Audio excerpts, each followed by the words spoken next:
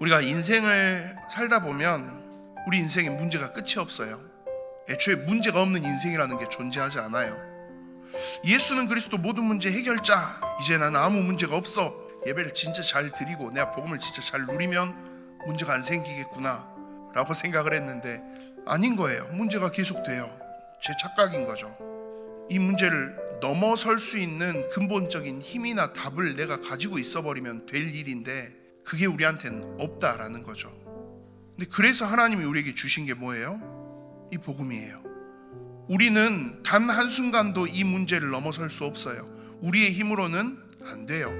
세상의 유혹과 죄악된 것들 앞에서 우리는 우리의 힘과 노력과 결심으로는 그 어느 것도 쉽게 이겨내지 못해요.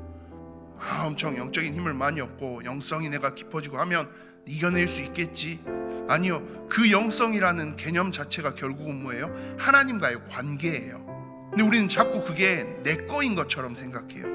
얼마나 하나님을 간절히 바라보고 있느냐, 얼마나 하나님을 인정하고 있느냐, 결국은 그 영역이거든요. 그래서 우리에게 매 순간 뭐가 필요한 거예요? 하나님의 은혜가 필요함을 고백하면서 서야 돼요. 그게 영적인 힘이에요. 그래서 현실의 상황들이 막 나를 향해서 다가올 때 내가 어떻게 반응하고 있을까 점검해보는 거 중요해요. 내가 하려고 하고 있으면 이미 틀린 거죠.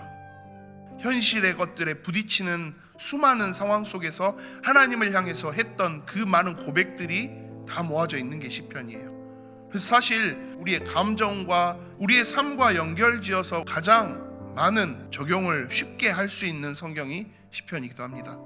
단순히 시편 1편을 신자와 불신자의 개념으로만 이해할 일은 아니에요.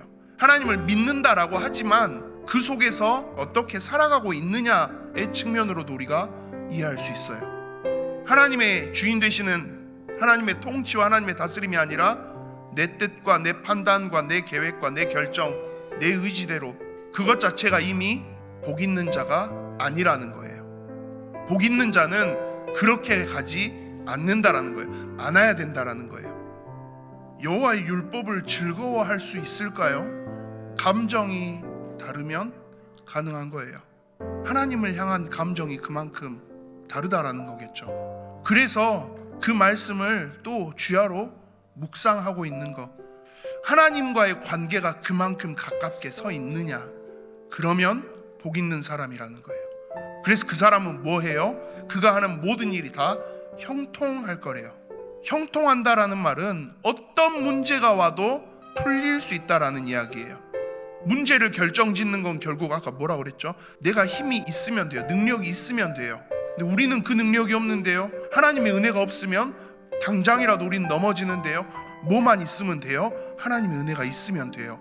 그러면 문제가 막 와도 힘 있는 능력 있으신 전능하신 하나님이 해결하실 거니까요. 그러니까 형통할 수 있다라는 거예요. 복 있는 사람의 기준은 그래서 하나님과의 관계 속에 있는 거예요. 그러니까 오늘 시편 기자는 말하는 거죠. 하나님 손 붙잡고 하나님 이끄시는 대로 가고 있으니까 나 때문에 형통한 게 아니라 하나님이 하실 수 있도록 내가 하나님만을 바라보고 가고 있으니까 그 어떤 바람이 불어와도 시냇가에 심긴 나무처럼 뿌리가 완전히 힘있게 내린 나무처럼 어떤 것도 이겨내고 열매를 맺고 나아갈 수 있다라는 거죠.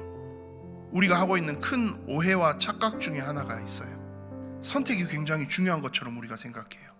근데 시편 1편 6절이 말하는 건 뭐예요? 선택이 중요한 게 아니에요. 정답이 먼저 정해져 있고 그 정답을 찾아내는 게 아니고요. 내가 의인으로 복 있는 자의 상태로 서 있느냐 악인의 상태로 서 있느냐에 따라서 내 길의 답이 결정된다는 이야기예요.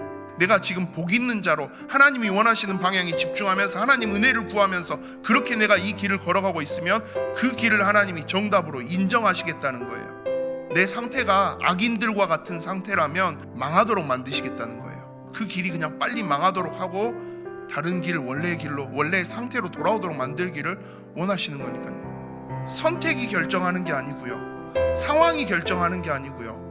상태가 결정하는 거예요. 내가 지금 하나님을 어떻게 바라보고 있는지, 내가 지금 하나님과 어떤 관계 위에 서 있는지 우리가 이 상태를 점검할 수 있어야 돼요. 왜냐하면 점검을 해야 회복이 돼요. 눈앞에 다가오는 현실의 상황에 시선을 빼앗기고 계십니까? 그러면 빨리 되돌리셔야 돼요. 상황이 아니라 여러분들의 상태를 점검하실 수 있어야 돼요.